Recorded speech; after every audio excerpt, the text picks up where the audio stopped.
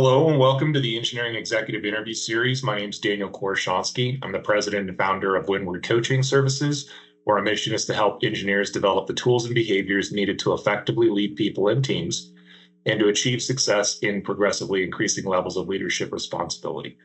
My guest today is David Costello, recently retired Chief Sales and Services Officer at SEL. David Costello retired in 2024 after nearly 30 years with Schweitzer Engineering Laboratories, also known as SEL, and 35 years in total in the electric power industry. David is now the chairman of the board of directors for Electrical Grid Monitoring, a member of the board for Leicester Electrical, and a consultant for several private equity companies. At SEL, David was the chief officer reporting to the CEO, responsible for global sales, customer service, technical support, and engineering services. He was also a member of the board of directors for several SEL subsidiaries. David has published more than 60 works, received the Walter Elmore Best Paper Award from the Georgia Institute of Technology, and the Engineer of the Year Award from Central Texas section of the IEEE Power and Engineering Society. He is a graduate of Texas A&M University, a graduate of the Utility Executive course at the University of Idaho, a professional engineer in Texas and Michigan, a senior member of IEEE, and he has also served on the planning committee of the Conference for Protective Relay Engineers at Texas A&M University for over 20 years. Schweitzer Engineering Laboratories is over a 7,000-person company worldwide, founded in 1984, that delivers products and services that are used to protect, automate, and control critical infrastructure around the world. As stated in David's recent Substack article, Empowering a Culture of Excellence, SEL has doubled revenue profitably every 5 years for nearly 30 years. SEL has maintained a vast majority of market share in the US with its products, anywhere from 80 to 90% or more, even in the face of fierce competition from big international players like GE, Siemens, and ABB. There's been a lot of money, tens of billions of dollars flooding into this industry, and SEL has maintained its market share throughout this fierce competition.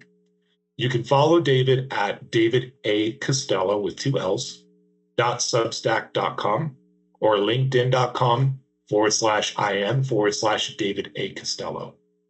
So thanks for being here, David. So happy to have you this morning. It's my pleasure. Thanks. I know I gave you that bio, but it's kind of humbling to sit here and listen to you read it all. It seems a lot longer when you read it. But my pleasure to be here. Great to see you virtually in person. Since we worked together for a bit of time. So thanks for having me. Yeah, absolutely. And I know you're a busy man, so we'll just kind of jump straight into some questions here. Why don't we start with you just kind of sharing what you've been up to with your new board positions, backpacking trips, just the different things that you're doing in retirement? Yeah, so we've got two busy kids that keep us busy. My daughter's in graduate school. My son is about to go off to college. So lots to do with kids and getting them off in life the correct way. Doing a bit of traveling and hiking and focusing on getting healthy and getting in better shape. That's been fun. I enjoy being outdoors, so the hiking and it's been a lot of fun. As far as work goes, I guess I'm retired with quotes around the word retired. I've got a collection of part-time jobs that you mentioned on board of director positions, which I really enjoy because it allows for some coaching and mentoring and a bit of sharing of experience that I've accumulated over the years without having to go to the office full time and have an operational role, but still allowing that a bit of teaching and mentoring to happen, which is fun for me.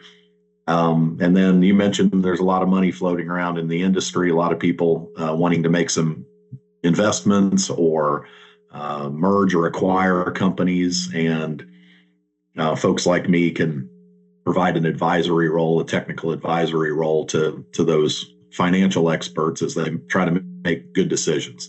So that's what I've been doing professionally and still keeping in touch. I'm talking to you from the Bryan College Station area of Texas, kind of northeast of Houston. This is the week of the Texas A&M Relay Conference, or its official name, the Conference for Protective Relay Engineers. So I spoke on Monday and getting trained and learning as well while I'm here. So that's a bit of what I've been up to, Daniel. That's great to hear. Thanks for sharing that, David. So before we jump into some of the questions about your career and the culture at SEL and leadership, wanted to ask if you can think back. This has been an incredible career journey, 35 years in the power industry.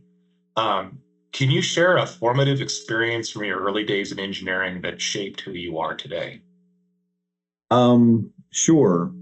I mean, probably the most formative experience as a kid or growing up that shaped my choice of careers was my dad. My dad was a career electrical engineer and utility leader. So after a brief stint in the U.S. Air Force during the Korean War, my dad went to college to get an electrical engineering degree at the University of Texas, and he went to work for City Public Service, now known as CPS Energy. It's one of, if not the largest, municipally owned electric utilities in the country, in the United States. And my dad started out, oddly enough, as a protection engineer way back in the late 1950s. And he worked there for about 35 years, eventually retiring as the vice president. I think at the time they called them assistant general managers, but it would be more commonly known as a vice president these days. And he was in charge of engineering and operations. So a big chunk of that utility company that designed and engineered and tested and commissioned and ran power plants and substations and transmission lines all reported to my dad. They're a natural gas and electric utility. My dad never worked on the natural gas side, but was an electrical engineer and a leader in the industry. So obviously, I through stories or my dad talking about things going on at the office, or just kind of hearing about the industry through him, I certainly got interested in the business. And I was good at the things that engineers are usually good at when they're young and in school. Math and science appealed to me, but I wanted to apply those things to doing something practical, and solving problems was always fun, using math and science to solve problems. So I just kind of gravitated to engineering, and obviously my dad's career, and my dad was a huge influence on me and steered me in that direction. That's great. So even with the weight on his shoulders as a protection engineer, you still chose the industry, knowing that well ahead of time.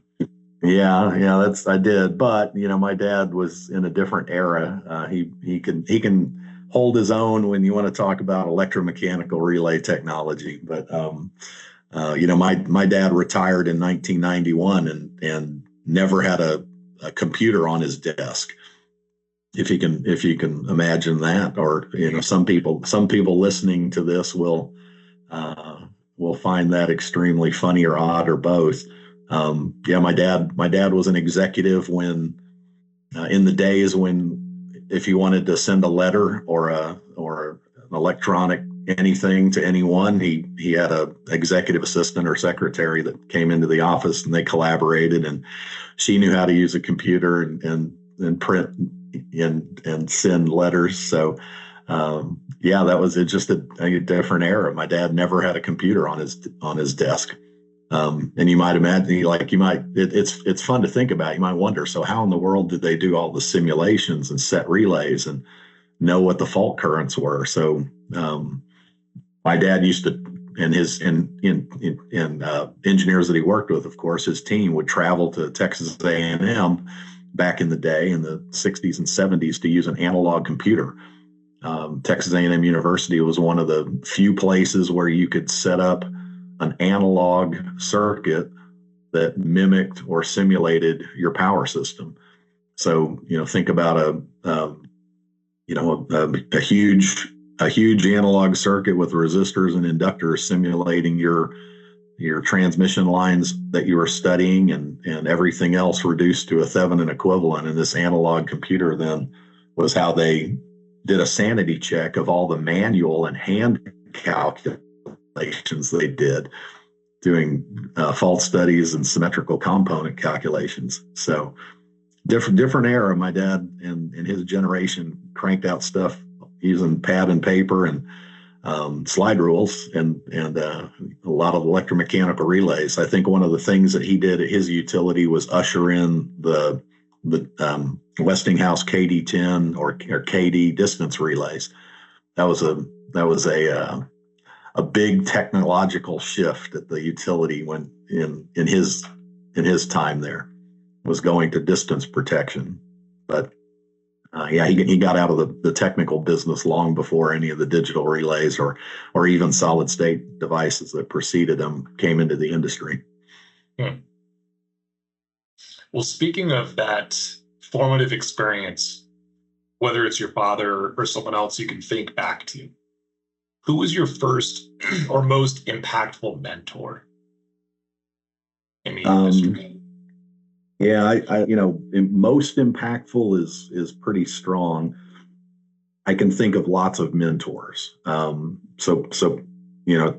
most most impactful is kind of like asking me who's my favorite kid. So I don't know that I want to go on record as saying most impactful, and it'd be hard to choose anyway. Um, and to be honest, I think most impactful is a bit of a sliding scale and dependent on where you are in your life. Somebody can be most impactful to you when you're 20 and somebody else most impactful when you're 30 and right time or right message or right leader influencing you at the right moment is a big deal. And when I think about mentors, um, it's kind of fun. I think about my first job at Central Power and Light. So it was electric utility in South Texas, now part of the American Electric Power System. My first boss was Doug Jackson, and my colleagues, Eddie Gomez, Ricky Baird, Ed Felker. These were engineers and technicians that I worked side by side with. It's funny that I remember the names some 35 years later. Jim Sturdivant was my boss's boss. Jim, as a mentor, as he was my boss's boss, really didn't have any reason to stop by my office. I'd been graduated from college about 7 seconds. He was a director in the company, and I didn't do anything directly for Jim. And I was an engineer in training. And one day Jim stopped by and said, "You need to go to Toastmasters." And I of course didn't know what Toastmasters was. I had no idea why I needed to go and what it why do people go? Am I in trouble? And Jim just simply explained, this is how you can learn how to be a better public speaker. And you may not think you're going to be doing public speaking, but you will, and you need to get good at it. And he walked out of the office, and I sat there, with all these questions like, what the hell is Toastmasters, and what just happened? So there were other engineers and folks on my floor that weren't even in my department, men in their 50s that I can recall. Steve Madison, Joseph Briones. Joseph was in standards. Steve was a substation design engineer. These men didn't have any particular assignment to look out for me, but would invite me to go jogging on a lunch hour. Just hey, let's take a break, and these guys are in their 50s and go jog 3 or 4 miles every day or 3 or 4 times a week.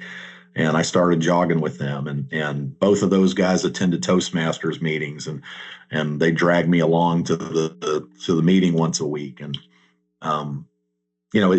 it's interesting, right? At that point in time, learning how to become a public speaker and learning how to develop relationships and have fun and talk to men that were 3 decades older than me doesn't seem like something to point out on this interview as like a turning point or a most impactful thing. But at that point in my life, Daniel, it was huge, because I didn't know that at one point I'd be a chief officer of a company and giving speeches in front of thousands of employees at a Friday lunch meeting. I didn't know that I'd be talking in front of conferences to hundreds of people, and that's how I'd be making a living at one point. But thank God for people like Jim Sturdivant that had the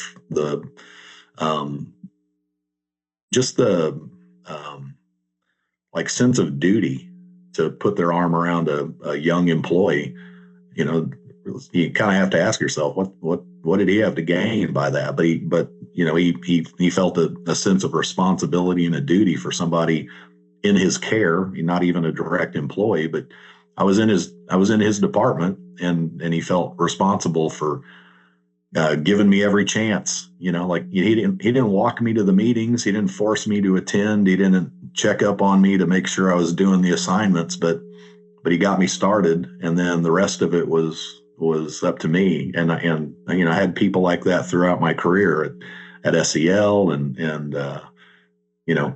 many technical mentors at SCL, and even in the industry. People that I would later come in contact with.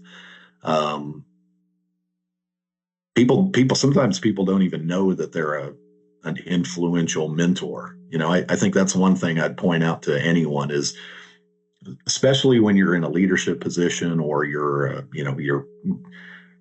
people think of you as a leader because you're coming to an event to speak or teach. You can say something that you think is in passing, right? You pass somebody in the hallway, and you say a few words, and you don't really realize you can make or break their day, or you can influence their career in a positive or negative trajectory. Because people watch, people listen, people are looking up to you, whether you think they are or not. It's much like being a parent. Your kid's hanging on every word that you say, and you don't really realize when you're saying something that's going to be thought of as the most influential thing somebody heard, right? So maybe the lesson here is, take care of people that are in your care and go out of your way to help them. And going back to that Toastmaster story, what's fun is then all those years later, when I was responsible for young engineers at SEL, I would require the engineers in my office to go to the local Toastmasters meeting. And it was kind of my way of paying back Jim Sturtevant all those years later, and paying it forward a bit. And I found myself giving the same speech that Jim gave. Like, you don't really know it right now. I know you just got out of college, but you're going to be teaching classes as an application engineer. You're going to be in front of a room full of people presenting a paper, and you need to be able to do it well. You need to be able to hold people's attention and be engaging, and it's not just throwing facts and equations out there. You need to be a good speaker. So learn how to be a good speaker. This will pay off. And then even further down the road, now I ran into an engineer at the conference who was a young, brand new intern for me one year, and at A&M, became a full-time employee, later became a supervisor. And of course, she requires of all her young new engineers that they go Toastmasters. I mean, so it's like a 3-decade legacy. And I'm sure if Jim was sitting on this interview with us, it wasn't part of the master plan, right? He was just doing the right thing that day. So yeah, it's fun to think about people that have impacted you, and then it's fun to kind of flip that and say, I wonder who I've impacted, and you probably don't even know the half of it, right? So yeah, it's good that you're this interview series and things like this that you're doing is a kind of part of that responsibility, and using your platform to share and teach and help people in their career. So it's a good thing. Yeah, it's funny because I was kind of thinking about where to fit that in. You are an excellent public speaker, and yeah, I do remember you giving, sharing different things about the company during Friday lunch. Even just interpersonally meeting you at the sales meeting and just chatting in person. And usually someone who's at that level, it always traces back to something like Toastmasters. When I ask them, right, what do you think helped you be such a great public speaker? And I actually got involved in it recently myself. So no, that's great. And I have recommended that for employees as well that were a little bit shyer, had a little bit more difficulty, or English was a second language, and it really helps them. Another theme that I'm hearing is these people just spent time with you. It wasn't necessarily structured or with an agenda or anything to accomplish. They really spent time and invested in you. Right. Yeah. So there's a humility and a selflessness and a caring that's there. They went out of their way, honestly, taking time from likely their own work or going home early for dinner that night, or their free time, if you want to think about a work-life balance thing today in today's jargon. My first boss at SEL was an engineer named Joe Mooney. Fantastic human being, very challenging. He had high expectations, very, very high expectations. But he was also a technical expert. But Joe would stay, and he would carve out any time for you. During the day, after hours, whatever. He would carve out as much time as you needed if you had this sincere, um, honest, and eager want to learn, right? Like I think if Joe was here, one of the things he and one of his proteges, Dr. Norman Fisher, would say was, if you want to learn, I'll stay here as late as you want tonight. We'll get on the whiteboard and we'll just hammer on this until you get it, or we'll try again tomorrow. I'll stay as late as you want. But the moment that they thought they cared more about your development than you did, then that's when you're on your own, right? So my part, or our part of the equation was, I got to balance this with a real want and a desire and an honesty of putting in the time and the effort and the hours myself. But if I'm willing to do that, then man, it's amazing that these folks were all willing to match that intensity. So yeah, there was a real selflessness about all the folks that I think of that were really impactful on my career. We think about leaders currently looking for a similar mentor-mentee relationship here. I kind of hear you saying part of it is showing that you're willing to put in that work and that effort yourself. Mm-hmm. But any other advice for those leaders looking for a mentor? Well, I think, as I think about folks, not like, here's one thing I believe about not almost every human being that you run into is an expert in something that you're not. That's I would challenge everybody to look at the world in a different way, especially today in political climates and things get so charged, and people have a way of looking down on others because they're in a different camp or team or ideology about one particular issue. But if you kind of take a step back and open yourself up to the possibility that every single person that you come in contact, no matter their station in life or their position in the company, is likely an expert in something. I see a wall of guitars behind you, Daniel, on this. I've got a acoustic guitar at home that I'm trying to learn, but I'm just gonna guess by your wall of guitars that you could probably teach me something about playing a guitar.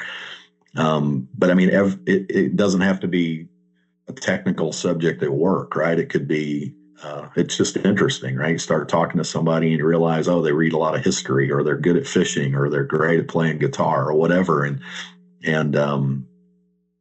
so that's the first thing, is kind of just knowing that somebody's an expert. But not everybody that knows something is as selfless as the mentors that stand out in my memory, in my life, in my career, right? Not everybody's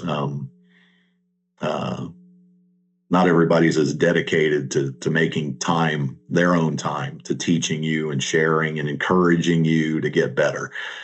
So if you know that everybody knows something that they could teach you, and then you're just lucky enough to come across somebody who obviously will devote that time to you, then I think your responsibility is to realize how blessed you are and take advantage of it, right? Don't take that for granted, and take every bit of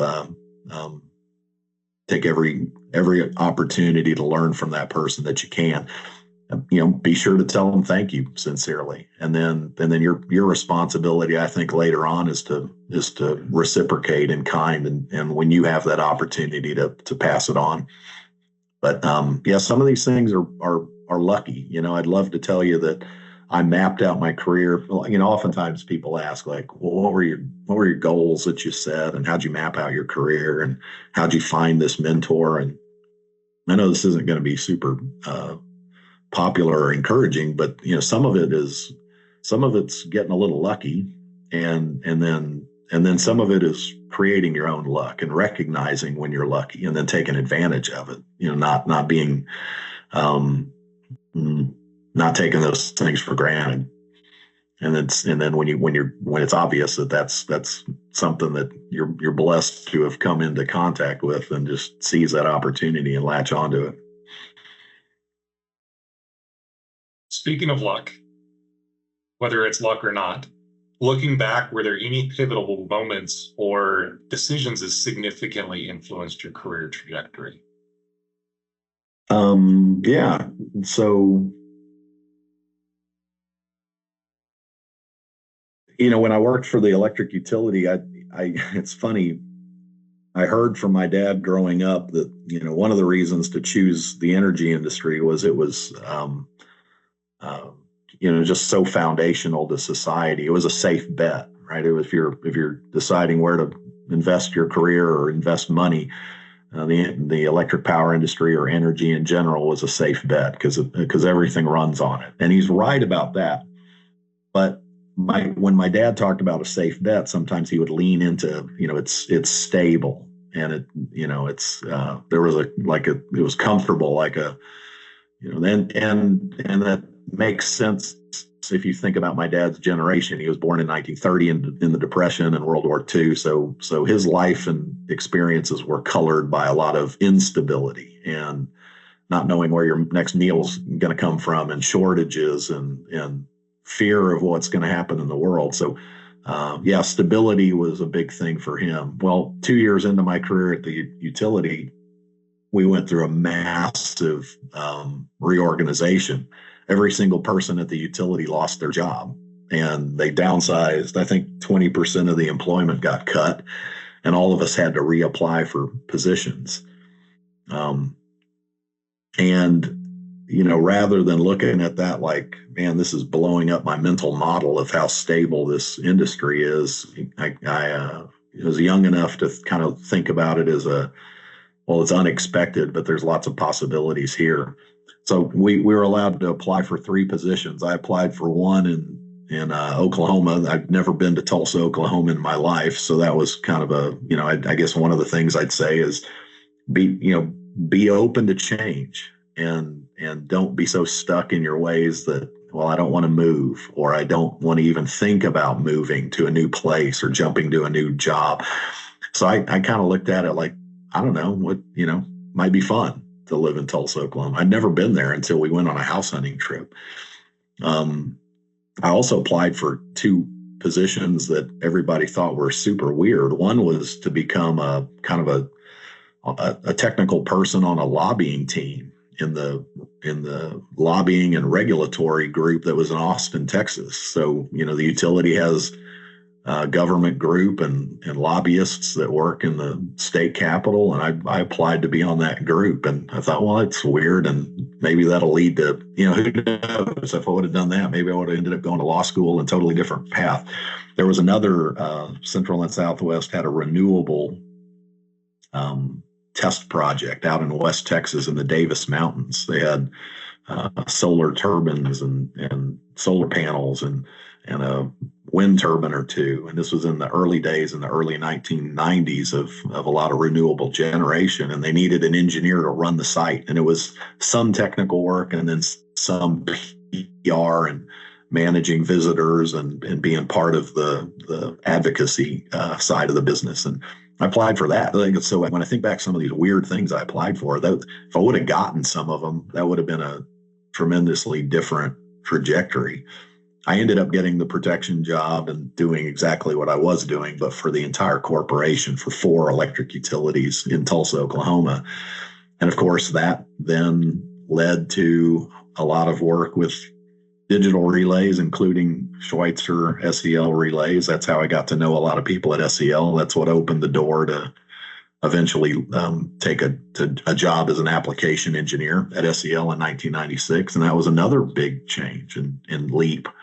I mean, I left a company that was tens of billions of dollars and thousands upon thousands of employees, and I jumped into a company that was less than 200 people, less than $30 million a year at the time. It was scary and exciting. But then there again, I kind of come back to like, if I have some advice for young folks, at least be open to the conversation of doing something new. And I joined SEL as an application engineer. Loved that technical job. I mean, I loved it. I thought I had the job I was going to retire in.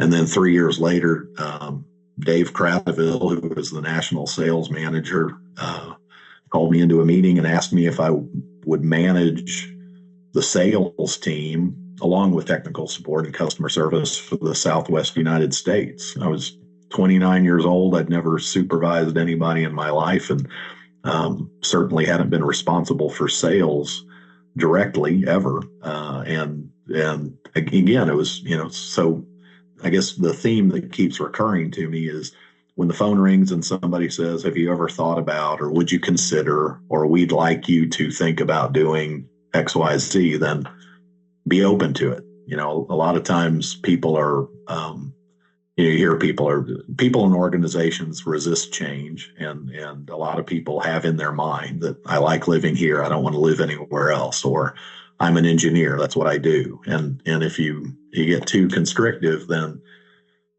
that limits your options and opportunities, right? So just be open to it. Think about, and I guess, all due respect to Nancy Reagan, who said, just say no. When I was a kid, I tell people, think about saying yes all the time. Just say yes to the opportunity. Sometimes you'll put the phone down and go, oh my God, what did I just get myself into? The last job I applied for was 1996. Everything after then, for the next 30 years, was just saying yes when the phone rang. It's funny you mentioned that. I knew I wanted to work with SEL for years. And I got a call from Peter Allen, right? And I flew out to Charlotte to interview, and I had no idea what I was interviewing for, just a leadership position of some sort, right? And it was Michael Barber, Peter Allen, and a few of my peers that were going to be in the central region. And after the interview, he slid the offer across the desk, and it was a senior engineering manager for the Denver office, right? Mm-hmm. And so picked up my family and moved, went to Denver, took over that office, took over Toronto not too long after that. But yeah, saying yes to that just changed the entire course of my career. And what a wonderful experience. So thank you for sharing that, Dave. Yeah, I remember that well. So we often learn more from our mistakes than from our successes. I think SEL is a great example with their return policy, their root cause analysis, really trying to learn when things fail, even when it's not SEL's fault, if it's user error, technician error, whatever the case. Great culture of learning from mistakes. Can you think back to one of the most challenging moments in your career and what you learned from it? Yeah. So I appreciate the description of SEL. That's a very, very great way to in a concise way kind of describe how we thought about always get better, and that means thinking about mistakes. Like nobody wants to make a mistake or have a problem, but once they happen and you realize they're going to happen, then treat it like gold, like this golden opportunity to learn something new and improve things, whether it's organizationally or a design of a product. So it's a great way to kind of summarize. And I think engineers in general tend to focus on negative stuff, kind of focus on problems. It's kind of why we can be depressing people at parties or whatever, right? I guess before I go into maybe learning from a mistake, I'll say it's pretty important to also pay attention to what you're really good at, especially in your career. Like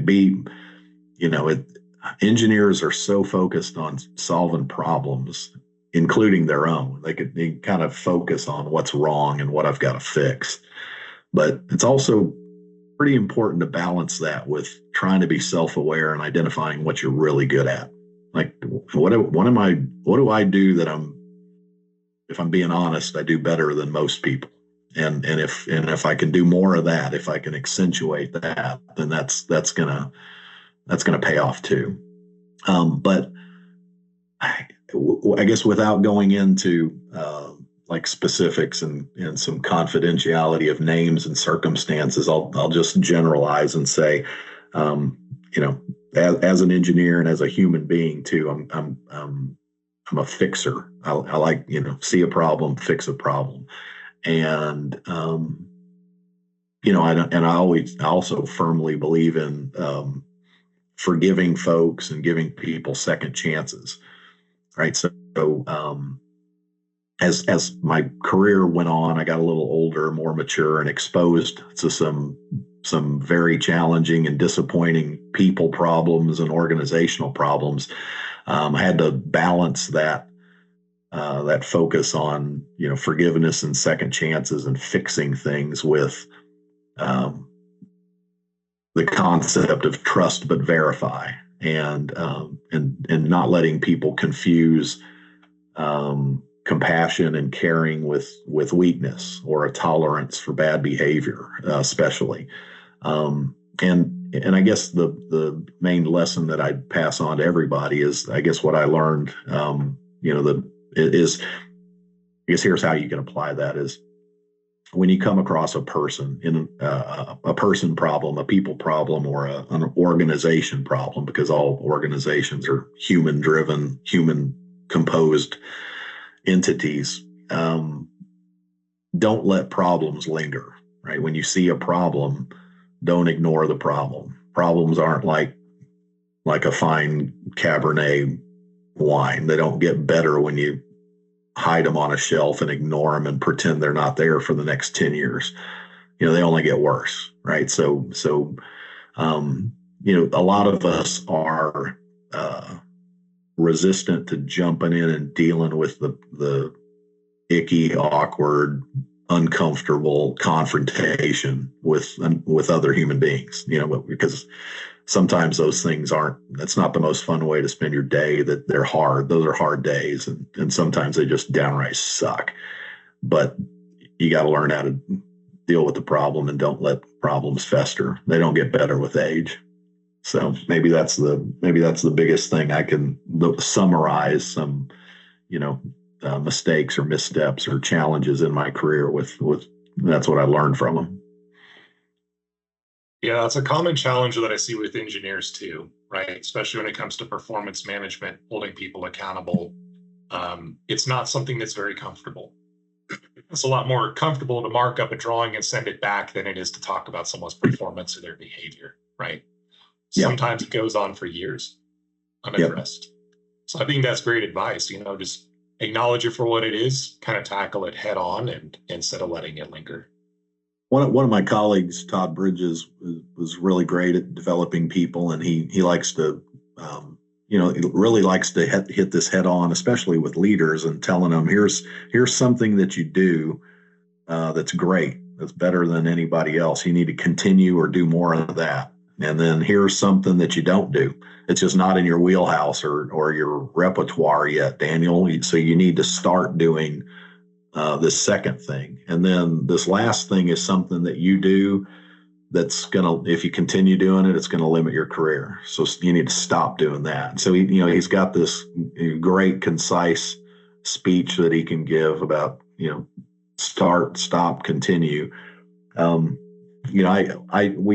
used these aren't just SEL things, but we used situation, behavior, and impact kind of methodology and performance reviews. And the focus then isn't on, like if you're the employee I'm talking to, it's like, Daniel, you're not a terrible human being, but here was the situation, here's what you did, your behavior, and this is how it impacted me or the organization. And then you're focusing people on behaviors. You're not focusing on, Daniel's good or bad, because that's kind of a slippery slope and doesn't produce good results.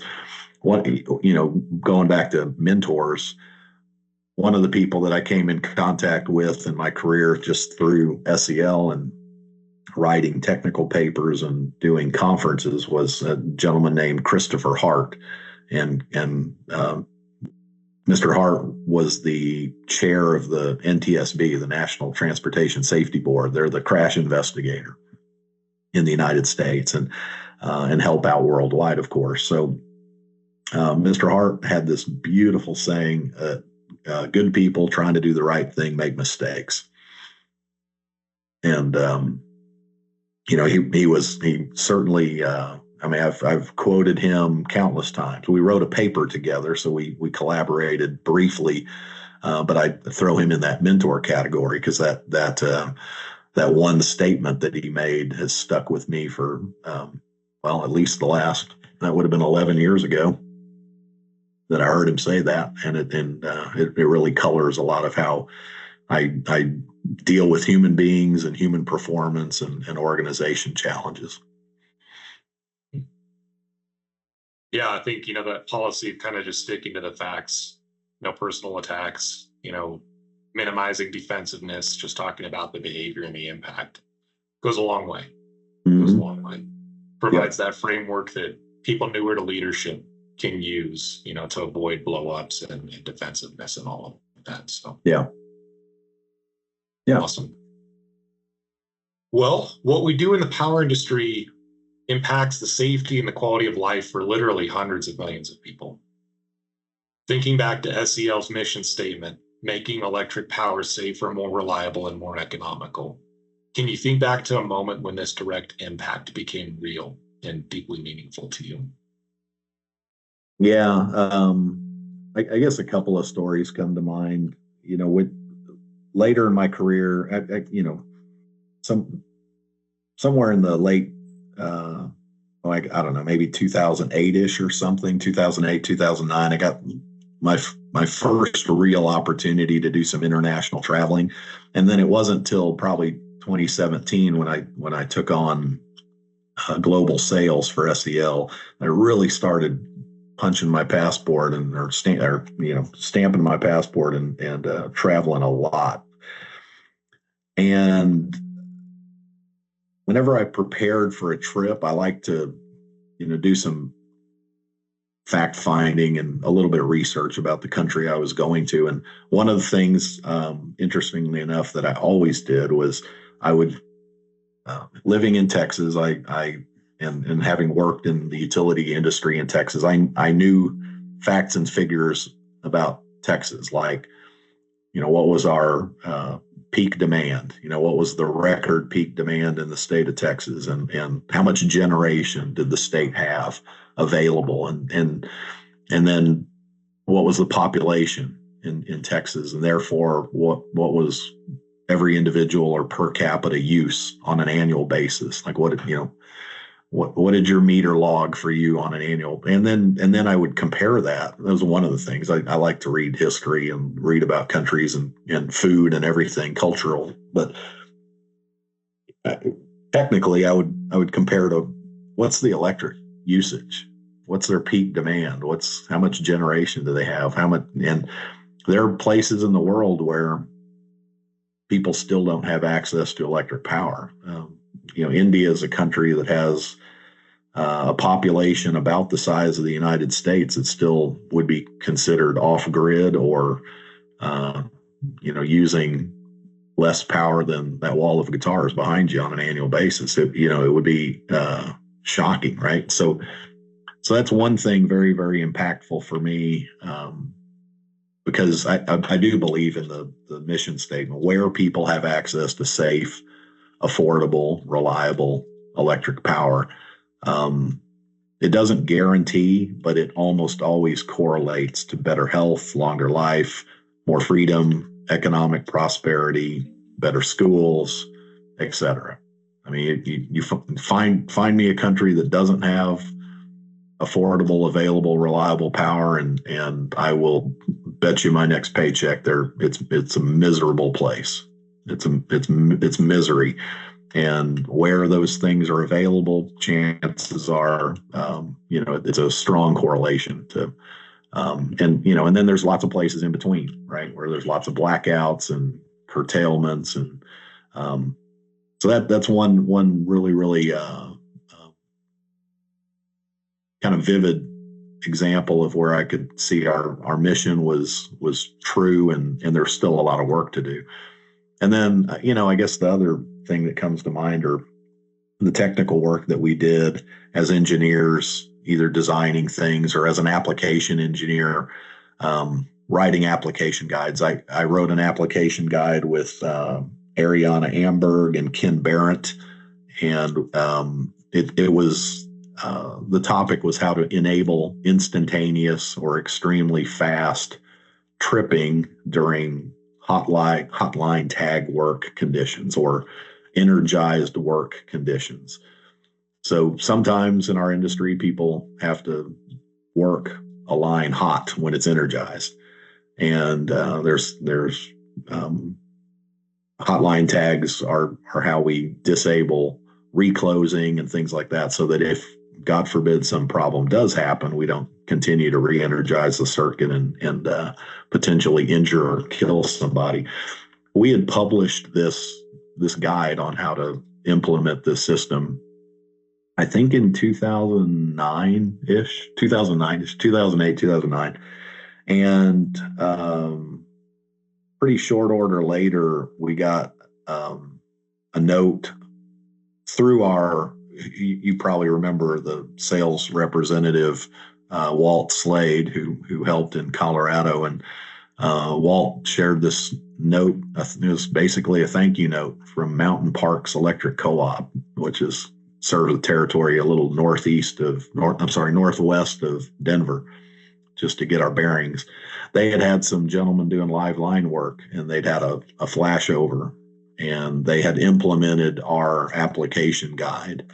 And while some of the workers in the buckets of the bucket trucks had been injured and had gone to the hospital, they were going to go home, and they were alive. And it's very, very impactful. Still gets me emotional to talk about stuff like that. When somebody writes you a letter and says people are going home alive because A, your equipment, and B, because we did what you said to do, it does drive home that first challenge of our mission statement, which we existed to make electric power safer. It's great that it enables all these good things, but moving all that energy so fast, and it brought potential dangers too, that we were tasked with minimizing and eliminating those dangers for the folks that use it and work around it. So yeah, that's a very rewarding story that I can share from Mountain Parks Electric Co-op. Still remember that one.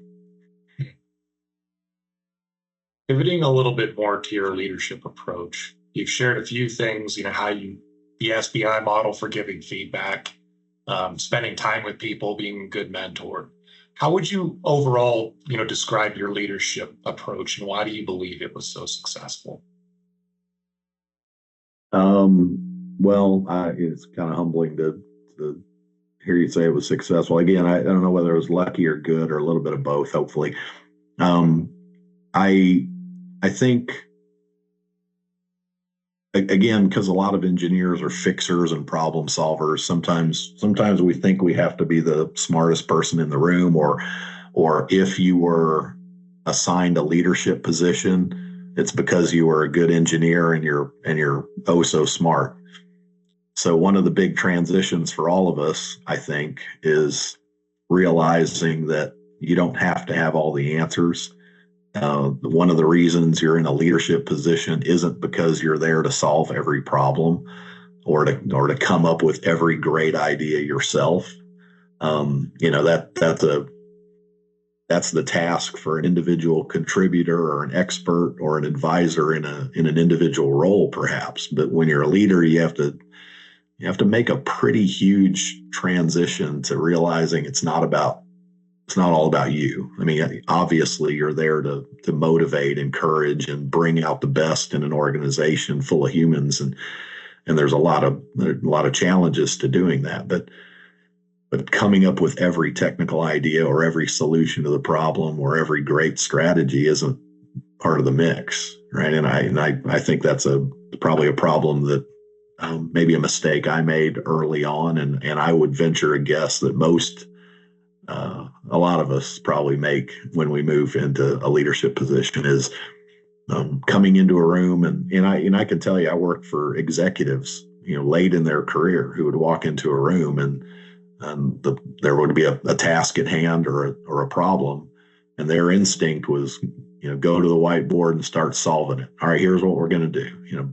step one, step two, steps, and then, or somebody was making a presentation, and you realize as you watch some of your colleagues at that level that they're not really listening. And I don't want to, like, they're not evil people or bad people, but they're wired a certain way to just start solving the problem. And you could see by watching them, if you could get in their head, and the gears were turning already, and they were ignoring the presenter and the 30 slides that were to come next, and they were already jumping to, all right, here's how we're going to fix this. Here's what we're going to do. So there is a huge serving of humble pie that all of us need to eat when we go into leadership, and realize that I don't have to be the smartest person in the room. I don't have to come up with every answer. And oh, by the way, you're not the smartest person in the room, and you don't have every answer. That's the other side. It's like, stop tooting your own horn so much and being so full of yourself. And the fun part, or the thing that I don't think most people allow themselves to realize, is that chances are nobody in that room expects you to have every answer. I mean, give yourself a break and a little bit of grace. Nobody's expecting you to know everything. So yeah, I don't know. That's one of those things that I think I made that mistake, and a lot of people do. And the quicker you get out of that trap and allow, realize my real job here is trying to accomplish great things through and with others. It's not just about me. The quicker you get away from, thinking about me and I've got to do everything, that's better for the entire organization. Yeah, it's a pretty humbling experience walking down that hallway in Pullman with all the patents that are hung up on the walls, right? And I think, to your point, even if you were the smartest person in the room, there's no way that you're smarter than hundreds or thousands of the smartest people in the world that are on your team, right? Yeah. And what they're dedicating their time and their effort to. And I think yeah. SEL is the perfect place to learn how to be humble. That's my favorite place on the entire headquarters campus, by the way. That what you're describing, for those who haven't been there, when you walk into the Stanley Zokel Research and Development building, you walk through an entryway, but then after that, there's a hallway on the first floor. And if you look left and you look right, down both sides of, each direction on the hallway, both sides of the hall, floor to ceiling, are is a plaque, bronze plaque, wood frame, of every patent that the company's ever received. And that it should be over 1,000 now. So if you imagine 1,000, plaques left and right, it's a lot. It's daunting, to your point. It could be overwhelming if you think about all the smart people that have thought of, because every one of those plaques represents an idea that somebody thought of first. And that's what really a patent gives an original inventor credit for an idea that had never been thought of before. And then ultimately the goal was to not just think of things and give each other intellectual merit badges and pats on the back. Every one of those things was supposed to end up in a product that solved a problem and yes, made the company money. But that's my favorite place on the campus. And oh, by the way, I didn't have a single one of those. So it very, very easy for me to be humble, as Daniel, when I walked in there, is like a lot of smart people that have gone before me and that work with me and will come after me, and my job's not to get in the way. They're like, how do you bring out the best in people like that? That's a pretty cool challenge. Yeah, I'm hearing kind of a sense of humility, a sense of kind of finding the right balance between technical and interpersonal. How would you kind of sum up the advice that you would give to a new leader, someone who just got promoted to be a supervisor over a small team for the first time? What do you think is the most impactful piece of advice you could give? Well, I mean, humility is a good word, and then you really have to care about people. Like if you don't care about people, then you probably shouldn't accept a leadership position. There are certainly people that think, well, I need to become a leader so that I can make more money. I can I can rise in the organization to a position of power or authority, and with that comes financial rewards that I'm not going to get from, it's, I get it. That's all, to some extent true, and maybe a focus for a lot. I guess I would say if you don't really care about people, you've got no business accepting a leadership position. And I always felt like the biggest, like one of the most, one of the biggest responsibilities of a leader is to develop the people that are in their care. To challenge them to be a little bit better than they think they're possible being, and then enabling those people to take over when you leave, which is a little bit easier for me to talk about now at this point in my life, now that I've stepped away. One of the that was one of the most rewarding things, was thinking about, it's time for me to leave my post at SEL, and I've done my part to get a bunch of people ready to slip right in behind me and not miss a beat. So you got to care about people and developing people for sure. Leaders at all levels struggle with delegation, especially with an engineering background at a highly technical company. It can be tempting to step in and help the team quickly get to a solution, kind of as you've shared already, right? What was your approach? What was personally your approach to finding the right balance between involvement in the details and delegation or decentralization of leadership responsibilities? Yeah, that's a great one. I mean, again, as engineers and new leaders who are maybe full of themselves, you think that, well, I'm in this position because I've got all the answers, and then there's other reasons why it's hard to delegate. One is, it's reasonable to assume that you've been promoted into a leadership position because you were really good at doing the jobs in that group or in that department or division. I mean, that's usually the case, right? Let's say Daniel was a really good substation and design engineer. So obviously he would be a good senior management person leading teams that are going to design and build substations and do engineering work. That's the reasonable assumption, or the leap that most of us make. And then, you as the person getting promoted, that's in your head, right? I'm good at this stuff. And you probably were. So one of the reasons why people don't delegate is they're good at that.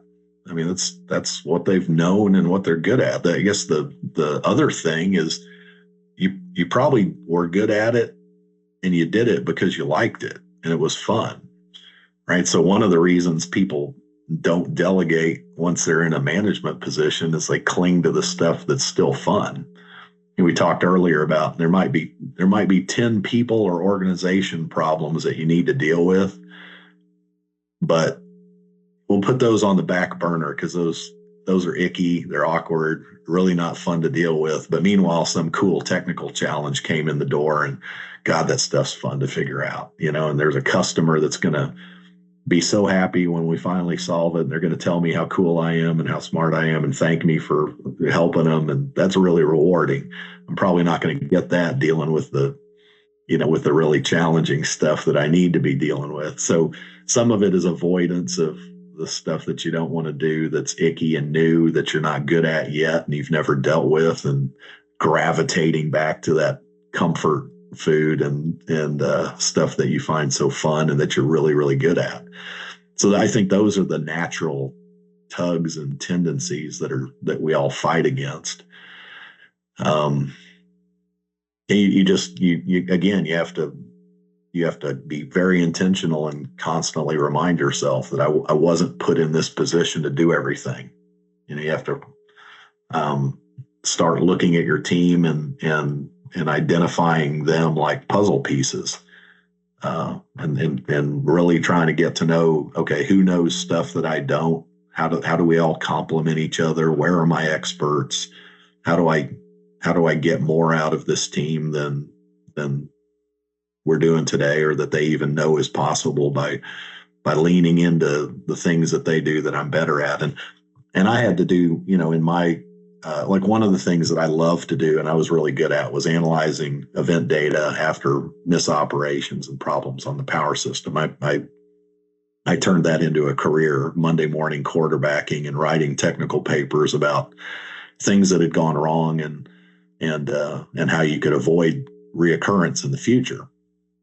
Of course, the dirty little secret that I'll admit to now is it's a hell of a lot easier to design something or set a relay after the fault, right? Like hindsight's 2020. It's so much easier to set the relay or tell somebody what they should have done when you have all, reams of data and time to study and analyze and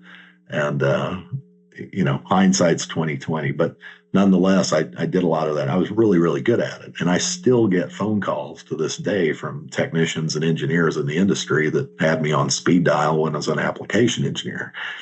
And, I'll still answer phone calls, but when I was at SEL and I would get one of those calls, I had to fight that instinct. The instinct was to dive in and start helping. And I can honestly tell you, I had a couple of conversations with customers where I said, Joe or Susie, I really, really want to dive into this with you, but I need to give the young engineer in the office next to me the chance to learn this stuff. They're only going to learn it if you'll bear with me, I'm going to involve them. I'm going to let them take the lead. Just know I'm helping them out. We'll get you taken care of. But I can't do everything, or I'm always going to be doing everything. That's the other thing too. I guess if you want to kind of make it a little bit more personal or a little bit more selfish, is realize that if you always continue to do those things, then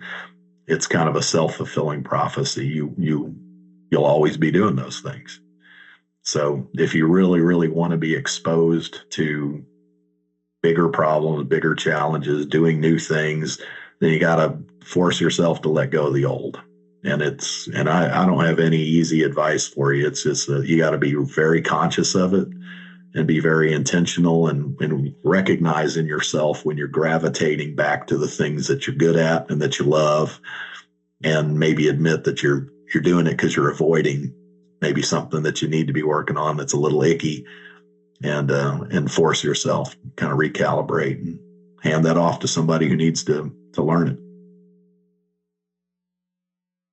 Yeah, I think you hit on a key point. It's a development opportunity, right? You talked about succession planning and preparing future leaders. Something I tried to keep in mind is every time I try to manhandle whatever this is and get it done myself, who am I cheating of the opportunity to do this? Who am I cheating of the opportunity to grow? Yeah, well, and we started by talking about mentors, and I talked about how impactful my dad was. I need to also share, people learn positives and negatives from their mentors, right? Including you and I. People learn what they want to mimic or imitate from mentors. They also learn what they don't want to do. So you got to realize you're a positive and negative influence at times.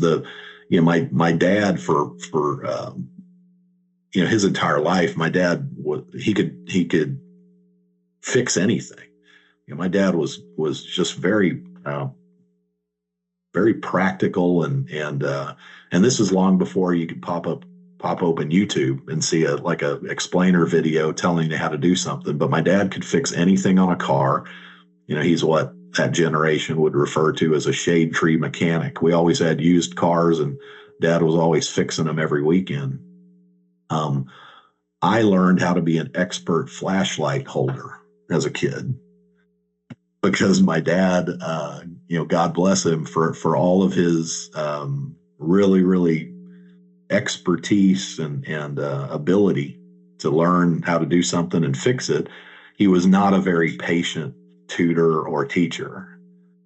He had a hard time watching you struggle or make a mistake without intervening. So, a typical Saturday morning would be, would you like me to show you how to replace the timing chain on, the Dodge Colt? Yeah, that'd be cool. Let's do it. And he'd tear open the engine. And at some point, my dad would inevitably hand me a tool, get that wrench and now do that.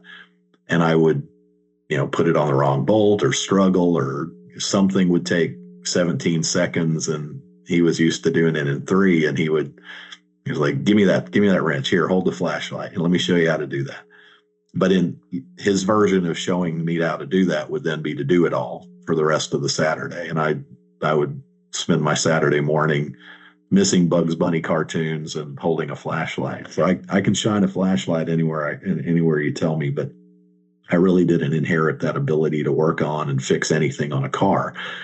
So one of the things I kind of vowed, when my time came around was, and I think I'm really proud of this. My son can fix anything on a car. He redid the brakes on an old 1994 F-250 that his friend bought the other day. They had to tear apart the front 4-wheel drive with locking hubs, if anybody remembers those. Put a new bumper and a winch on his Jeep. He's rebuilt all kinds of stuff on his vehicle. And it's funny, when he was putting the bumper and the winch on, he asked me if I could help him. I said, yeah, we have a hoist in the garage, so we're lifting the thing safely. And my job was to hoist up or hoist down when he told me to, and to hold the flashlight for him. So it's kind of come full circle. I'm still holding a flashlight for the expert mechanic in the house, but I think one of the things that I tried to do a little differently was encourage my son to, like, when he wanted to learn something, like, okay, well, let's go do this together, but I'm going to be in the back all day, and I'm going to let you do this. And sometimes the project took 4 times longer than it should, or that I shouldn't say that it should. It might have taken 4 times longer than it would have taken me to do it, right? We might have broken something and had to go buy something, or and do it over again a second time. Who knows, right? But he decided he liked doing things like that, and he's really good at it. And I quickly got out of having fixed the car ever. Anytime something mechanical happens at our house, our expert mechanic, my son, takes it and does all that kind of stuff. So he's kind of found the thing that he loves. He's going to study mechanical engineering now in college next year. Yeah, you gotta treat these things as development opportunities, and so delegation leading to development, leading to those people getting better and better, and it also allows, selfish side of it has allowed me to do other things, right? Instead of fixing the car every Saturday, my son's doing that. Yeah, there are so many parallels there, right? With leading engineering teams and developing, leaders and all of that. And, I think creating that space where someone can develop their own problem solving process, make mistakes, get feedback, learn from it, it's just invaluable, right? Mm-hmm. So, yeah. Great story. What was your approach to holding team members accountable when they didn't meet expectations? So you kind of delegate these different tasks, especially to senior leaders, people that might have been your peers before, right? Before you were promoted to that latest role. How do you approach these accountability conversations when people didn't meet expectations? We talked a lot at SEL about this kind of a concept of trust but verify, right? People want to be trusted. They want to have room to make mistakes and grow, and all that's great. But you do need to have check-ins. And I was always a big fan of giving people big, audacious goals, but having some measurement points and bumpers, right? So somebody you might throw them a big challenge, but within some reason, right? We want to learn from our mistakes, but you don't want to extend that to having serious failures or safety incidents, or like you could pull that thread way too far. Like, Daniel, your first, I want to challenge you to build a 500 kV substation. You're like, I just graduated 2 years ago, I don't know anything. Oh, you can do this. Well, that's too much, right? So you gotta have some reasonable but challenging goals, and then lots of measurement points, lots of check-ins, trust but verify. And then when you find somebody, making a mistake, remember Chris Hart's saying that good people trying to do the right thing make mistakes. People usually don't come to work with the intent of screwing up or stealing or doing something negligent, right? But honest mistakes will be made, and at that point, your job as a leader is to provide very, very quick, honest, and productive feedback. So telling somebody they're stupid and how could you possibly have done that is not, it's rapid feedback, but it's not, and it may be honest to you in the moment, but it's not entirely productive, right? It's so it has to be all of that. It has to be quick feedback, so that you can course correct and get people back in online to accomplish their goal. And the feedback has to be useful, something that allows them to see what they did, prevent reoccurrence, get better, a little bit better every single day. So yeah, lots of check-ins. I think, big goals are great. Lots of delegations, great, but, within reason. And then when somebody, takes that step to A, then the goals become a little bit bigger and check-ins a little different. And at some point, that person's doing things and, you're not checking in on them anymore on those things because your thinking is aligned, right? You got the same values, the same problem-solving methodology, the same principles, and you're not checking in on those things anymore. So that's how it should work. As someone who recently retired from a leadership position, senior leadership position, what reflections do you have on work-life balance, and what advice would you offer emerging leaders that are striving to achieve this balance in their careers? Yeah, that's a good question. I think sometimes today, or maybe with a younger generation, when you describe work-life balance, it's almost like it's like if you can visualize a scale, with hours, like, okay, my work hours have to equal exactly my non-work hours, and I have to be honest, the part of that conversation kind of bugs me because it implies that work isn't fun or rewarding or valuable. You know what I mean? It's like, it kind of implies that work has to be done, but it kind of sucks. And everything else outside is life. That's therefore fun and enjoyable and much more meaningful. So when you have this conversation, it's like you don't want to dare let the work hours become bigger. And so I think maybe the trick here is to find something that you do, quote unquote, for work. What is your career? What is your vocation? Where do you, yes, earn a living, but where do you find your purpose and get paid for it, that you find fun, that you enjoy, so that you're not coming home every day thinking, God, that sucked. Now I can start my life. It's 6 p.m. Now I can do something enjoyable. It's like, I think that's the biggest challenge that I would ask young folks to really spend some time on is, try to think about something that yes, does the practical stuff. It's going to pay the bills, right? Because you could come up with something that's super fun that isn't going to pay for your lifestyle that you want and need for your family. So you got to be practical but try to find something that you really, really enjoy, so that you don't think of work as, this drudgery that you loathe every day. I mean, thank God I was never in that position, whether it was lucky or more conscious. I loved what I did. When I first started at SEL, Daniel, this is not a made up story. I was working by myself. This is long before work from home or work from anywhere. I had an office. I wasn't working out of my house, but I had an office, but I was alone from 1996 to 2002, worked in an office by myself. So, there was nobody there checking to make sure when I clocked in. My boss was 2,000 miles away.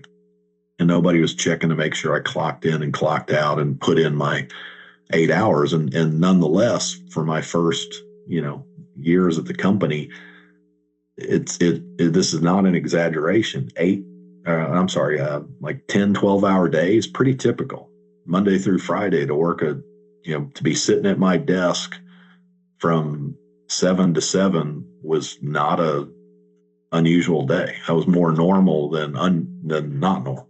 And then a lot of us back in the day were coming in on Saturday. You work a half day Saturday or something. And I'm not saying that like, oh, that's what these young people need to do. That's not the point of the story. Point of the story is to say nobody was making me do it. I was doing it because I was learning. I was having so much freaking fun. It was like fast times, man. Everybody was energized, all hands on deck. If we didn't do it, it didn't get done.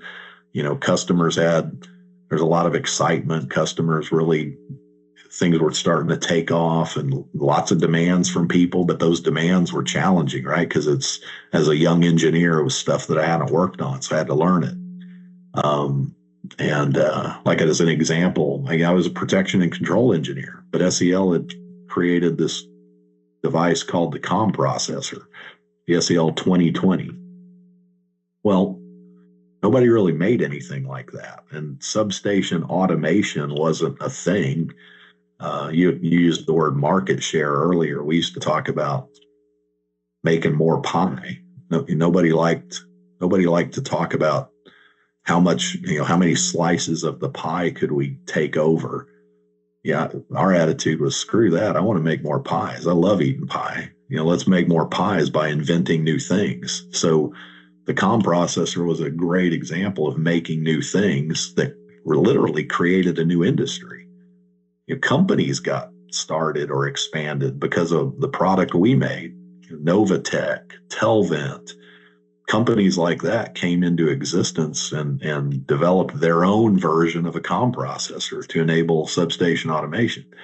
Well, I didn't know anything about SCADA protocols and substation automation, so some of those Saturdays were learning and teaching myself about DNP and Modbus and how you got data out of the SEL relay and sent it up to SCADA, and how you did controls from SCADA down to the relay and open and closed breakers, and figuring out how to know it well enough so that I could teach it and troubleshoot. And nobody was forcing us to do that. So, I guess through one lens, somebody would say, man, you didn't really have much work-life balance. And I would have answered, it's all life. And right now in this window of life, man, I'm all in on it. I mean, this work is my fun. It's my passion. It's my purpose. It's where I want to be. It's where I want to be spending my time. So I'd kind of counter that whole balance thing as just saying, you got a bucket of time every day and you got to decide how to use your hours. And there are going to be different periods in your life where, maybe working 12-hour days and half day Saturdays doesn't really fit with being a new father with a newborn at the house, or when your kid is first going into little league and you want to be present, right? So everybody's got different seasons in their life when things kind of change, and I guess the trick is that, well, I don't know how to answer the question like really easily and just say here's a formula for you that always works, that's always in balance. Because at different times in my life, I've spent way more time at the office than at home, and there's been times where I've spent more time at home than at the office, and it all worked because it was just different seasons and figuring out and trying to. But it's a big question, right? You only get so much time on this planet. You better enjoy what you're doing. So I guess the biggest question is if work feels like drudgery and you're measuring every hour against time outside of work, then maybe the bigger question isn't the balance. It's what am I doing? Like maybe I need to rethink what I do for a living. Yeah, I'm hearing more passion and work-life integration really than anything else. Yeah. Now, don't get me wrong. I love to,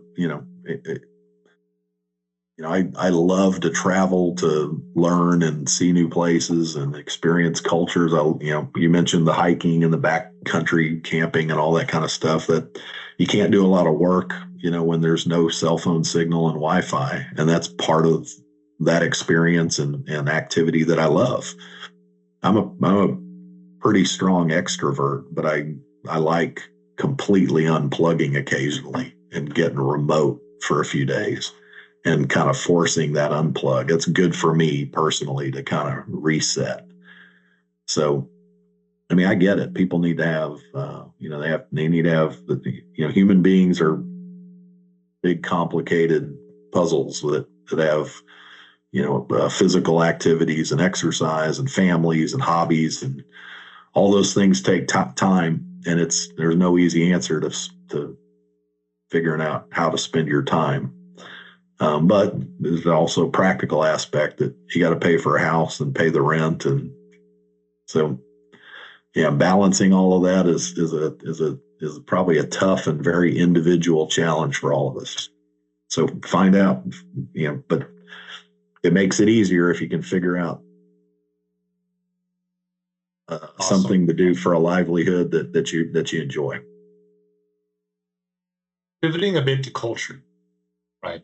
In your recent Substack, Empowering a Culture of Excellence, you mentioned that one of the keys to this is to encourage, require, and embrace healthy tension. Respectful dissent and critical thought is a must. So I'd like to ask, what's your approach to establishing this openness to healthy tension and respectful dissent? We've touched on some of it. It's realizing humbly that you don't know everything, and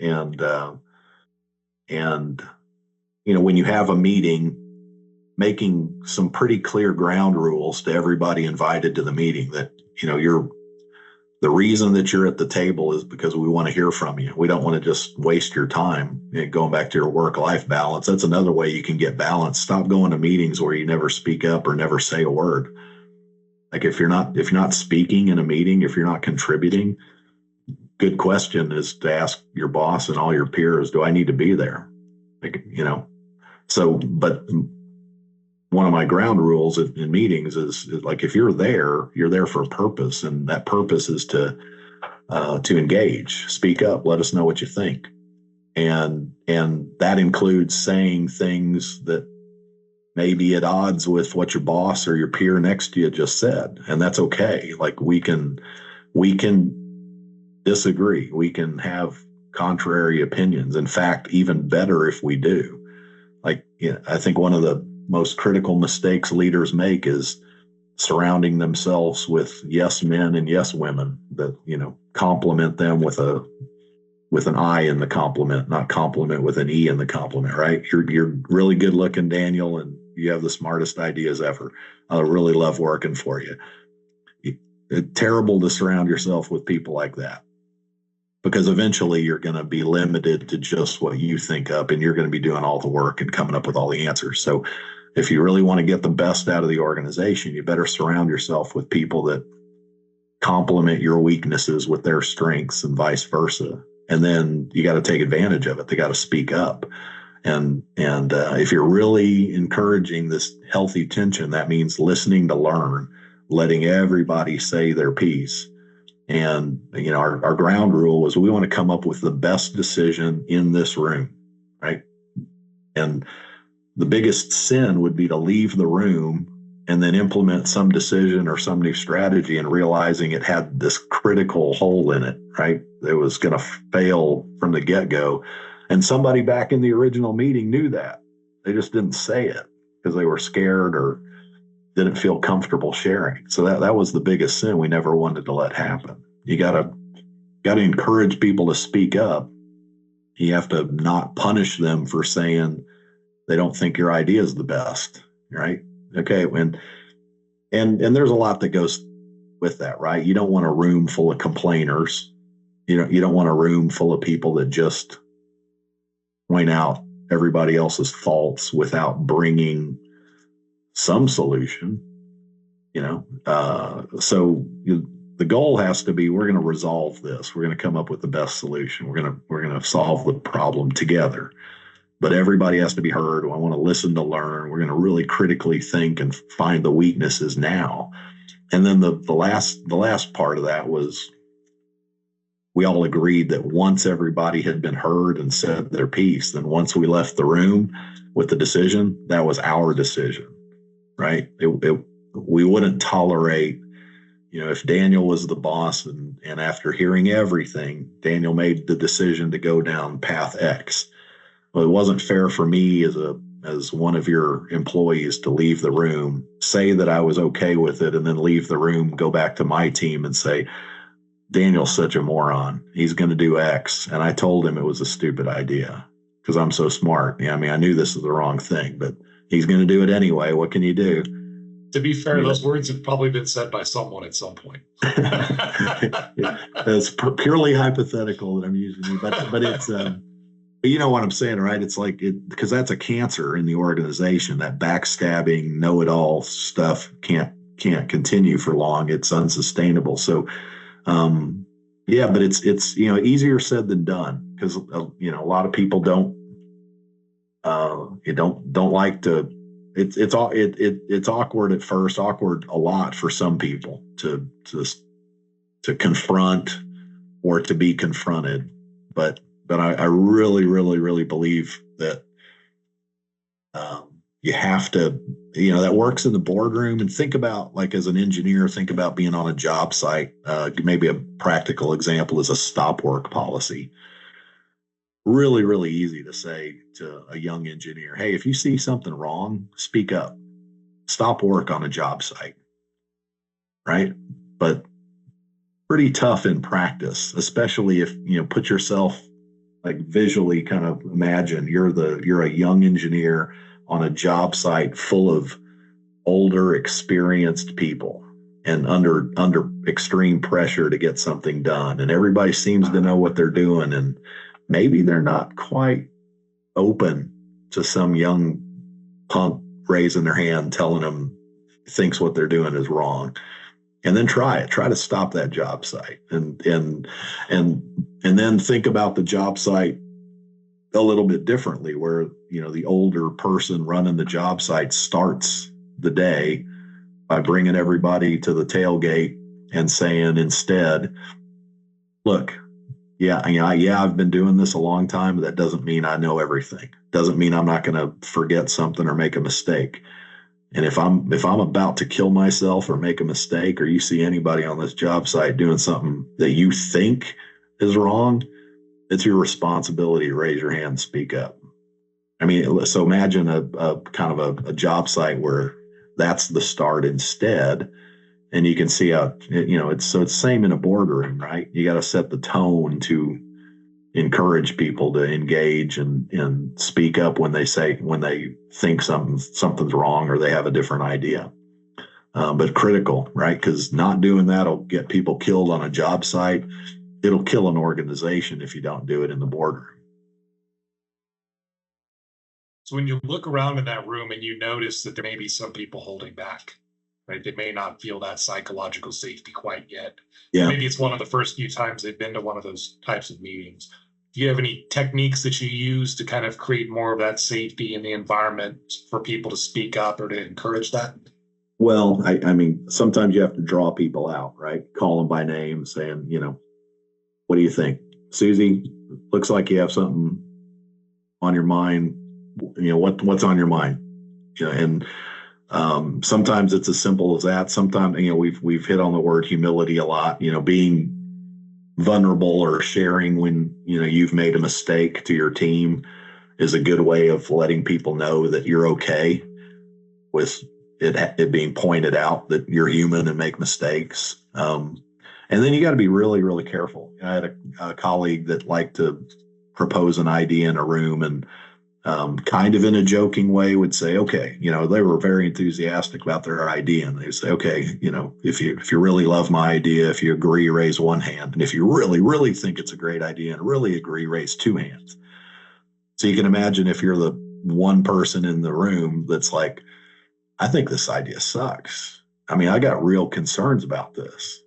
but it's, you kind of set the tone that this is a really, really, really great idea. Like, so, you gotta be very, very careful about jokes or language that you use, and think about it. Like, am I, funniness aside, am I setting up the room to stifle any kind of critical thought and dissenting opinion?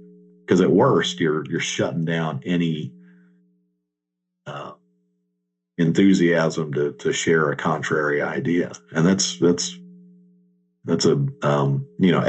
at best it's a bad leadership move. At worst, it's a huge misstep, because you're going to implement something that's going to fail, and you could have avoided it. There was what is the guy, Stockton Rush, that ran Ocean Gate before he committed suicide and murdered four people down at the Titanic wreckage. He was the guy that was going to do underwater submersible tourism. Well, he had some famous quotes. He liked to quote General MacArthur and say, you're known by the rules that you break, not the rules that you follow. And he didn't like he hated industry standards and testing and certification, because they, quote, got in the way of innovation. Right. So you can, it doesn't take a lot to see that he had this, it's a fine line between, is this a real innovator? Like, is this an Elon Musk or a Steve Jobs guy that you really look up to? Like, he's this out there innovator, so much smarter than the rest of us, and what a great leader? Or is he an arrogant guy that, technically arrogant, that's ignoring any dissenting opinion until he kills himself and four of his passengers? Like, at what point do you speak up and intervene and say, I got a problem with what we're doing here. This is not, so yeah, the idea is not to let it get that drastic until there's an obvious horrific safety problem where people die and a company fails, right? So Yeah. Thinking back to 2009, when SCO became a 100% employee-owned company, what are some of the changes you noticed in the SCO culture when this happened? Well, I mentioned, or I guess you mentioned in my intro, that I'm doing some work for some private equity companies. That there is a lot of money floating around and a lot of investment into the electric power industry.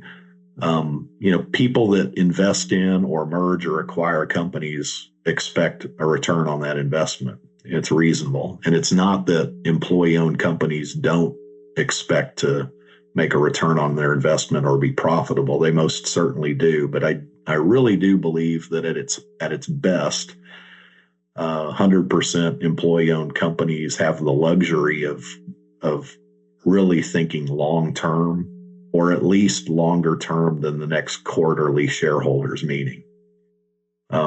If you read the book Lights Out about the fall of General Electric, or similar type books about failed companies, Enron, smartest guys in the room at Enron, a lot of these companies fell into this this terrible trap of being focused on the next quarterly earnings call, right? The expectations on return of investment became really short. A 3-month window is pretty short, and that drives people to do, at the extreme, some really silly and stupid things. The employee ownership model is built on, the whole foundation of it is that your stock ownership of a company is your deferred retirement compensation. It's a retirement plan.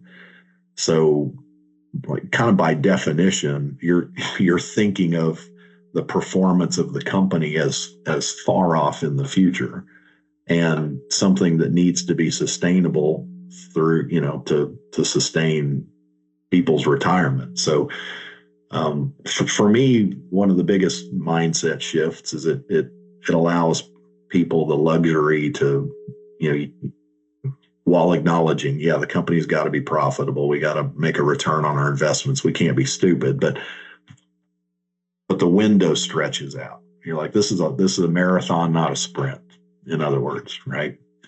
And um, and the other thing that I think is nice about ESOPs is the contribution towards stock purchase is uniform. So there's a lot of complaints in the general public about executive compensation, how it's gone wild, and part of executive compensation could be salary, and that could go wild at an ESOP too. But part of executive compensation is stock incentives or deferred comp that's stock. So it's not uncommon to hear about a publicly traded company where the CEO or the top executives get huge stock incentives that aren't available to the quote unquote common employee. And at SEL and employee stock owned companies, that contribution at the end of the year is the same. Now obviously in real dollars, it might be different because the CEO is earning a different paycheck than a new person on the production floor working in manufacturing. But the percentage of their salary is the same number. So, once a year, the company decides, okay, we're going to contribute X percent into stock for everybody. And I loved that percentage wasn't, it's going to be 2% for an hourly employee in manufacturing, and it's 1,500% for the CEO. It was a kind of a very vivid example of we're all in this together, and this is one example. The contribution is the same across the board. So those are the way employees could be treated, and then the window of how we thought about things. And this company's got to be sustainable for many, many, many decades. So let's make decisions that enable that, not just something that's going to look good at the end of March when we have to get in front of, the shareholder call for the stock exchange. Awesome. As Chief Sales and Customer Service Officer, you were instrumental in shaping SEL's global presence. You talked about a lot of travel in the international markets. When you moved beyond the US and North America as a whole, how did you approach building and leading high-performance teams across diverse markets and different cultures? Yeah, it's I guess one of the things that I'm proudest about was leading a doubling down or a recommitment to our principle of customer service and leading the industry and providing unmatched value. And it was something we used to refer to with an acronym, PQ FIDS: price, quality, features, innovation, delivery, and service. SEL's not immune to silly sales strategies that other people have used, one of which in emerging markets and other countries would be misleading yourself to think that you got a discount to win sales, to enter a new market. Like, we're going to compete in India, or we're going to compete in Asia Pacific or Latin America, Brazil. The only way to do that is to discount our products heavily because we're a North American company, and utilities in the United States somehow are delusional and they'll pay more for a product. But down in Brazil and India, people aren't going to pay that. So we're going to sell the exact same product down there for, huge discounts. And that's such a trap.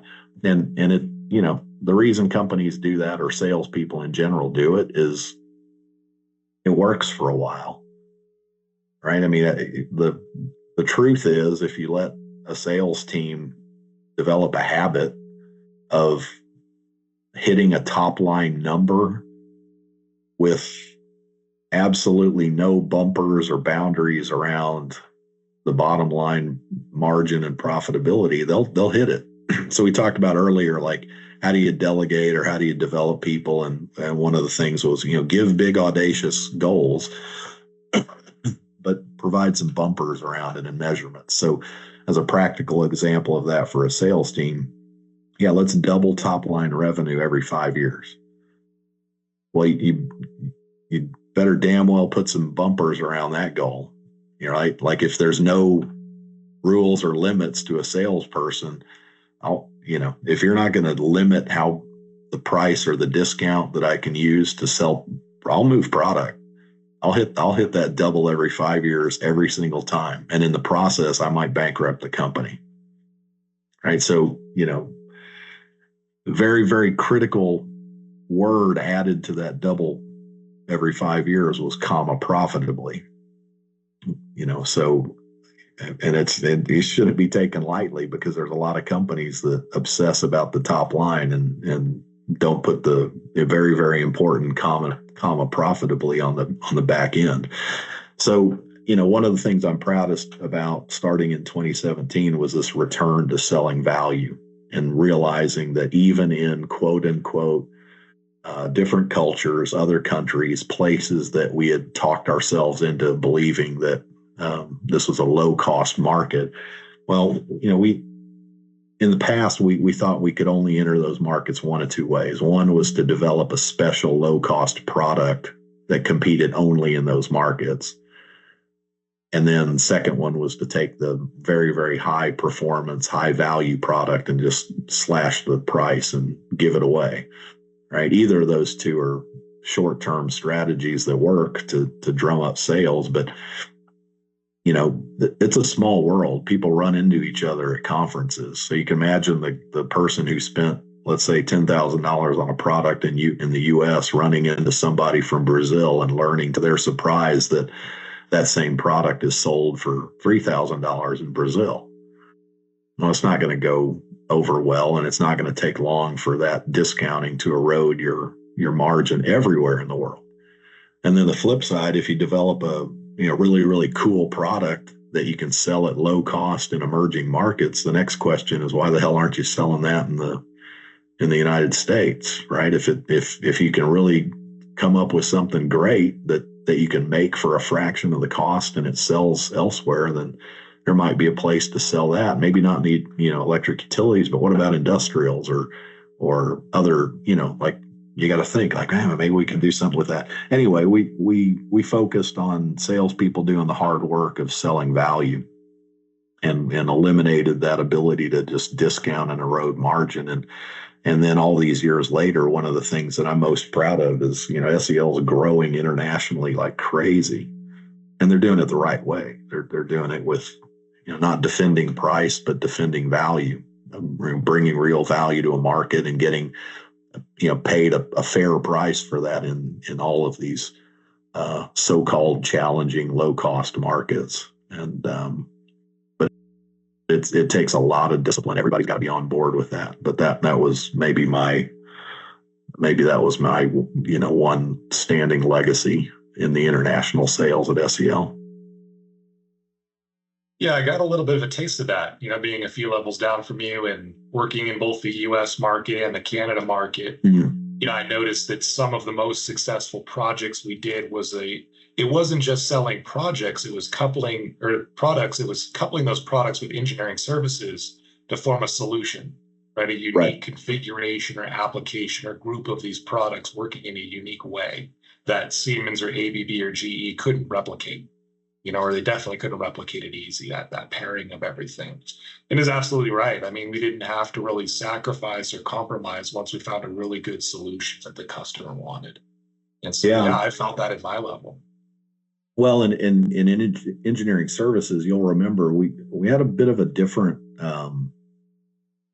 challenge than just a consulting engineer that doesn't work for a manufacturer of product, right? If you're just a consulting engineering company in our business, you probably take just about any job, right? Engineering hours being engineering hours, you could do just about anything. And you and your team, Daniel, had the additional challenge of, yes, do engineering design and field services type work, but it has to align with selling SEL product. So, a lot of the folks on your teams and our teams in engineering services would ask honest questions like, why did we turn down this request from a customer to do, a certain project?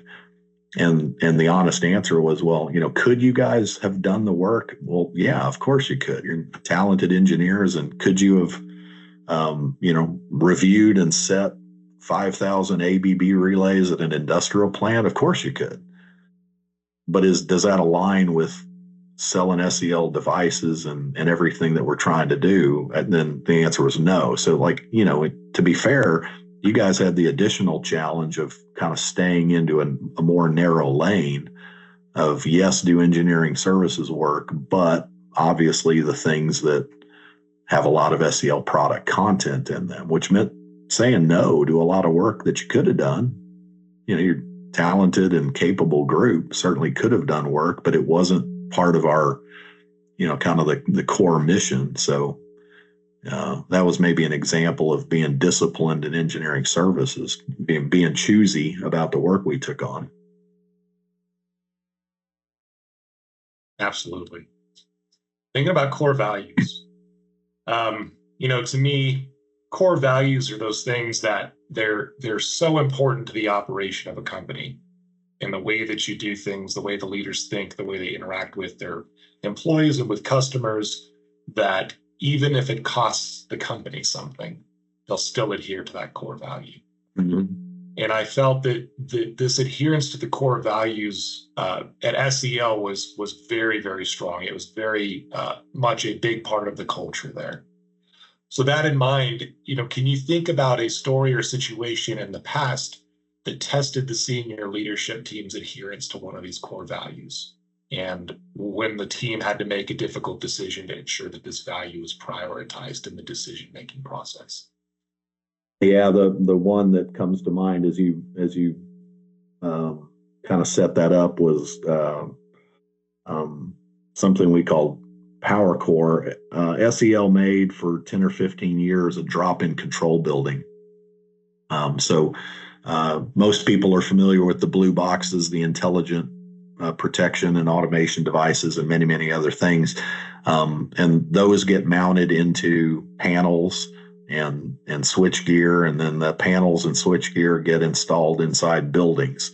SEL vertically integrates and kind of takes on things at customers' requests over time. So started making panels in the early 2000s, and then sometime after that started building control houses.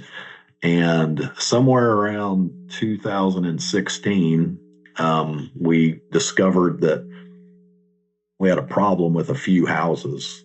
Some of those houses were leaking water, and so there were some design and manufacturing mistakes that were allowing water to get inside the house. And of course, the whole purpose of the house is to keep the weather on the outside, not the inside. So, just some design and manufacturing mistakes that contributed to water getting inside the building and not being able to get out. And of course, all that electric equipment inside doesn't do very good with water getting in. So this was could have been a significant problem. Never led to a misoperation or a power outage or anything like that. But of course, it tested one of our core values being quality, and the number one of 9 core values that SEL had. The first one was quality. So we didn't much like the thought of having a product out there that wasn't perfect and something we weren't proud of. So we launched a sizable investigation into the engineering design. We launched a simultaneous investigation into manufacturing techniques and problems and how to fix those. And then along with that, we launched into all of the things that we might have to go about to fix this in the field. All right. So that to say that was all challenging is a real understatement.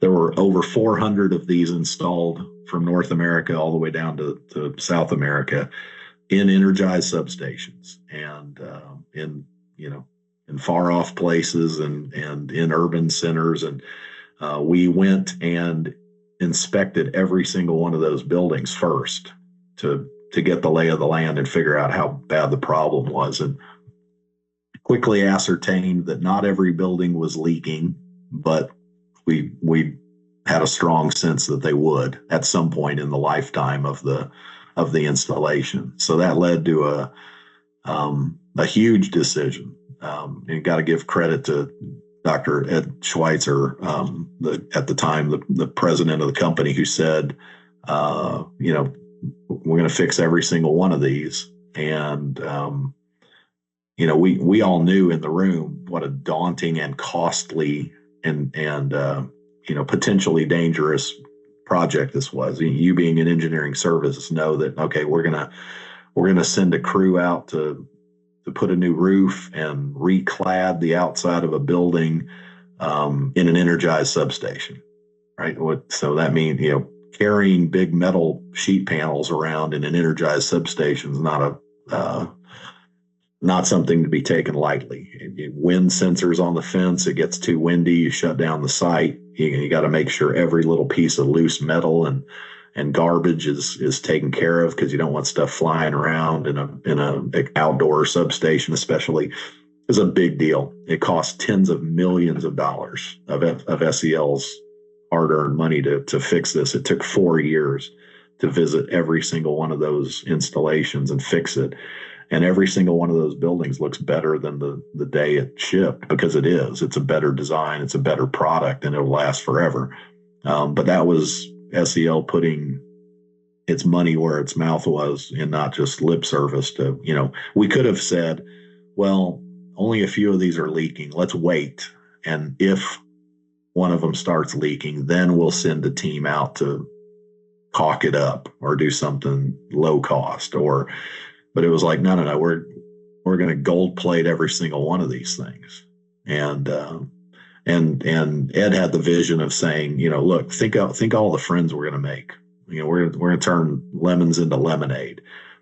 And at times that seemed delusional to be that optimistic and positive thinking, but he was exactly right. It was the right thing to do. We made a ton of friends, and man, when you stand behind your product in such a way, you develop an enormous loyalty and a lot of grace with customers, so that if you have a problem in the future, they know not to abandon you, because you're there for the long haul and for all the right reasons.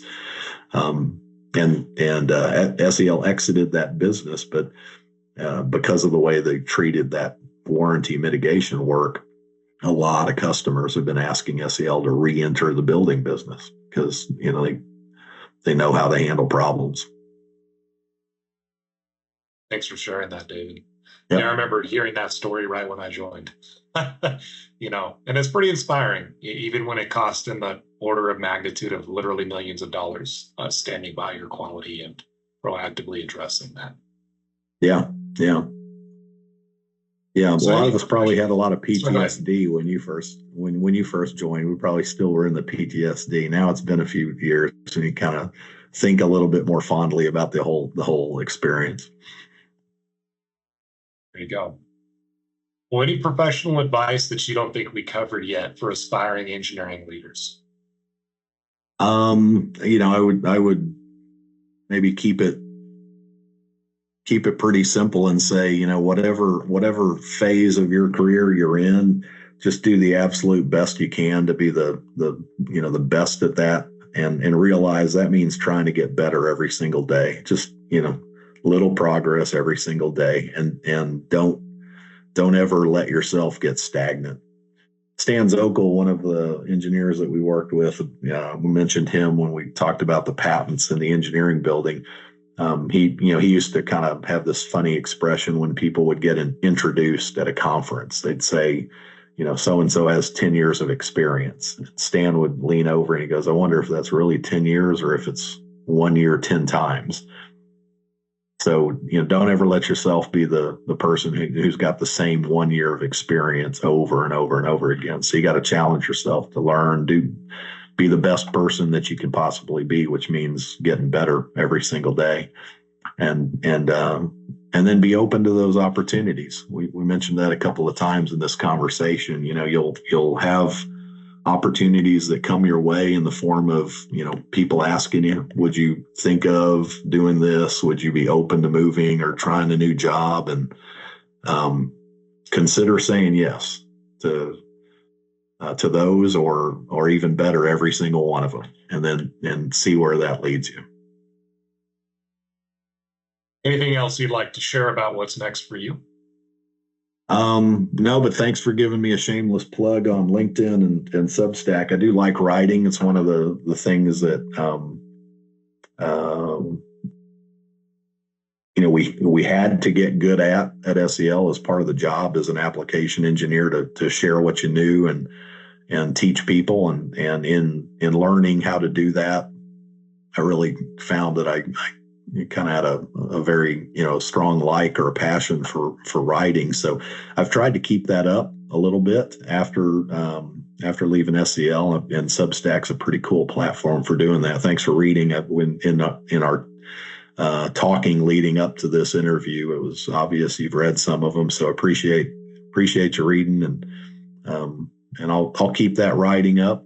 Other than that, it's I'll stay in the industry doing some mentoring and coaching, and looking forward to a lot of fun and travel and family time and all of that goes with it. Great.